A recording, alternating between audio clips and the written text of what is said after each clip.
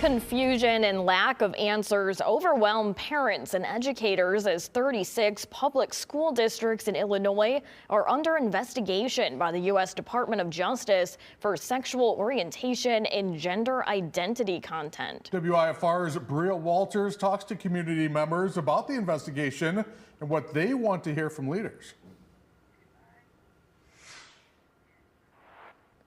Of the schools under investigation, 6 districts aren't far from home. These include Freeport, Meridian, Oregon, DeKalb, Stockton, and Galena.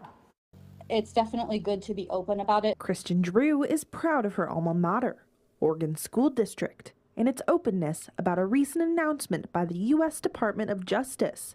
It's launched an investigation focused on sexual orientation and gender ideology content in any of the district's classrooms. And I'm glad that they're kind of investigating to see what exactly is being investigated by the DOJ. You know, a lot of the parents were kind of coming out and saying, well, why are they being investigated? What are you teaching our kids? Investigators want to know if the school notified parents of the right to opt their children out of such instruction.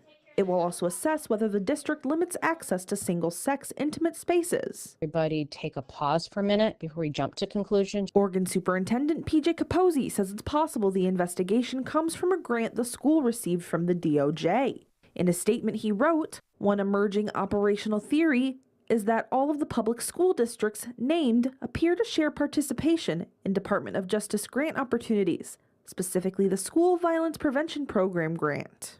This shocks Drew, who graduated in 2015. She says it's important for students to know it's okay to be different. Bigotry, ignorance are all learned behaviors.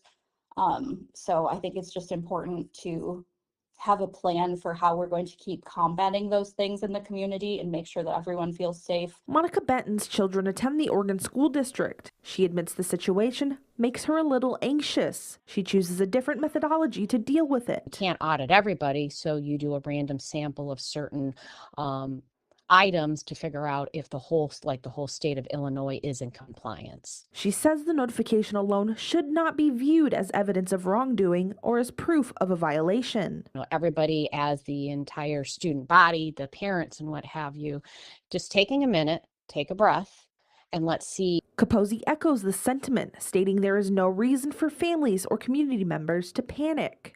The Oregon School District waits for more correspondence from the DOJ.